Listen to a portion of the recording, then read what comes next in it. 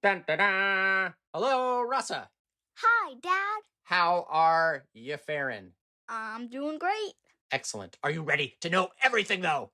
I sure am. Let's do it.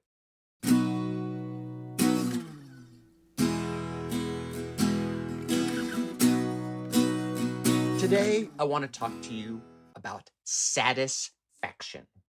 Oh, this should be satisfying. Now, normally, satisfaction means getting your needs, expectations, or wishes met. For most people, it's elusive.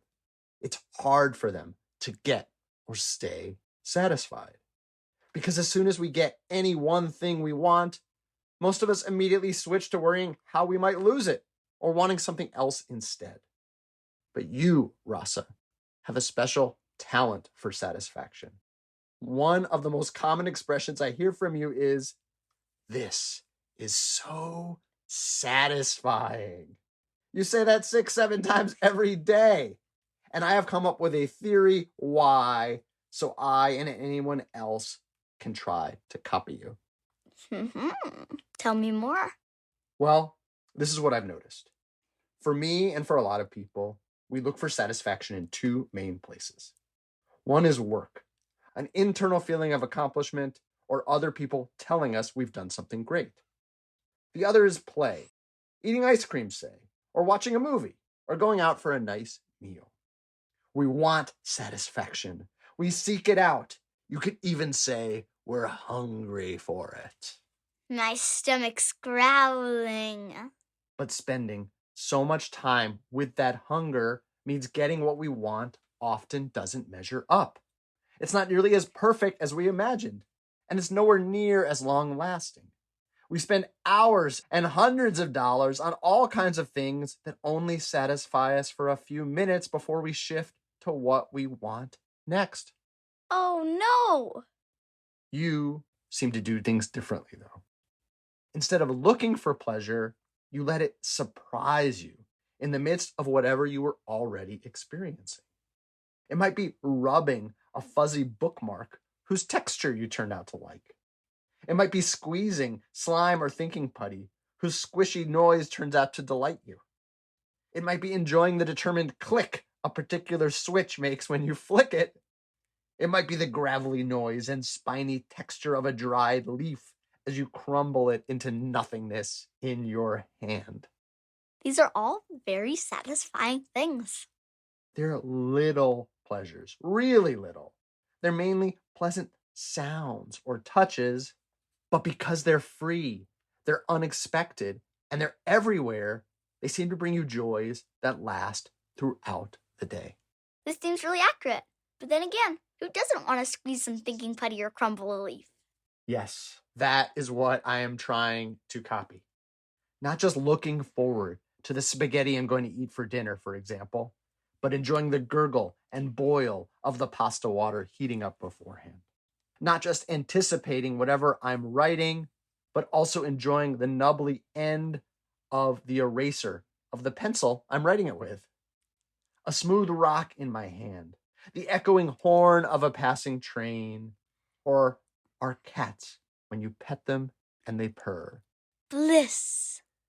All the satisfaction that comes if I stop in the middle of an activity and tune into one of my senses instead of hurrying off to get to some end point I think I want instead. I don't need to expect anything to be satisfied is what I've learned from you. I'm swimming in things that are satisfying already. That's the trick. Thank you so much for your example. The pleasure's mine. And I'm glad I inspired you. I never expected you to teach me something I've taught you, but getting credit when you don't expect to is surprisingly satisfying, too.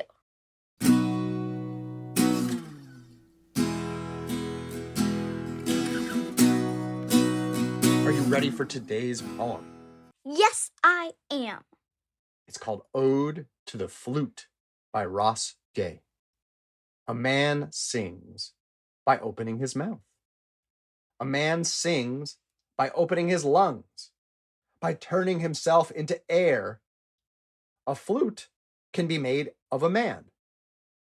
Nothing is explained.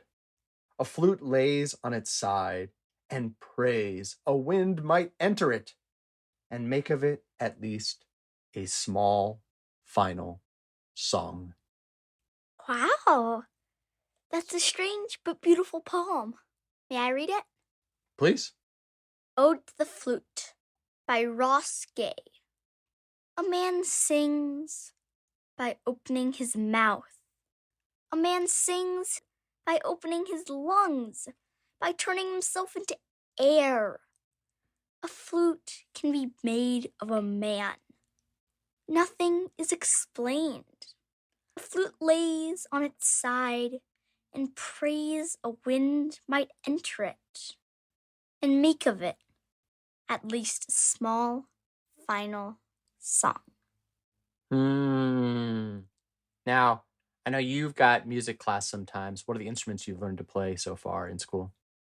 Well, last year we sort of learned how to play the recorder. We learned to play it, except then the pandemic hit and we stopped. And just before we were going to have a recorder concert, too.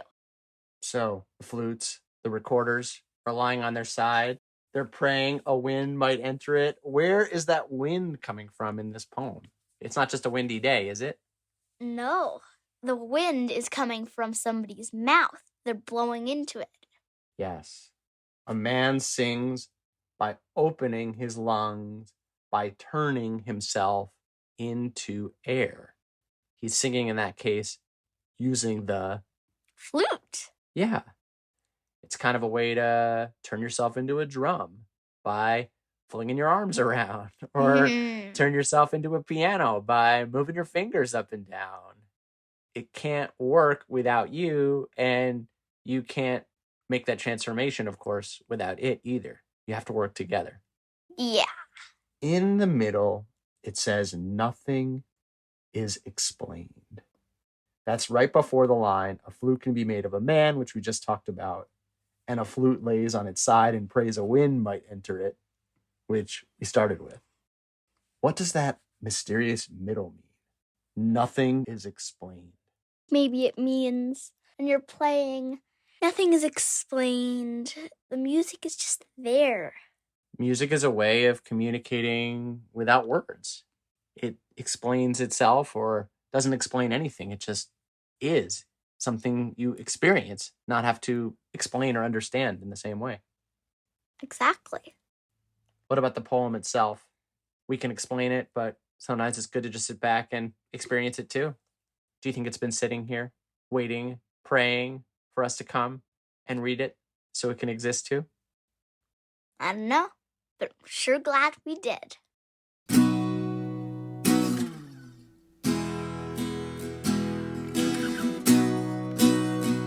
Last segment of the show. Do you have a vexing question for me? Indeed I do. It's one from Sage in Hopkinton, Massachusetts. Her vexing question is, if you were on the side of the world, why does it feel like you're on the top? Ooh, I like that question. I remember thinking that myself. You draw the planet, you put yourself on it, and you're liable to put yourself on top, but we know it's always turning.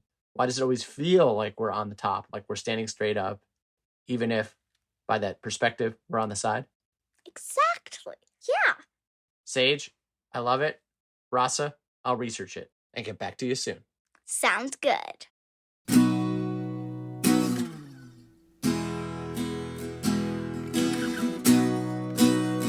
I'm back, and I've got the answer to Sage's vexing question. To begin, simply put, since the Earth is a curved sphere, a ball, there's no side and no top, only different positions relative to one another. Picture an ant on top of a basketball rolling away from you, for example.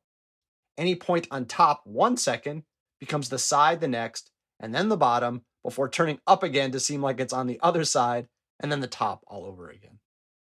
You could say we live on one big spinning basketball. It just doesn't feel that way for reasons I'll explain next. First, gravity.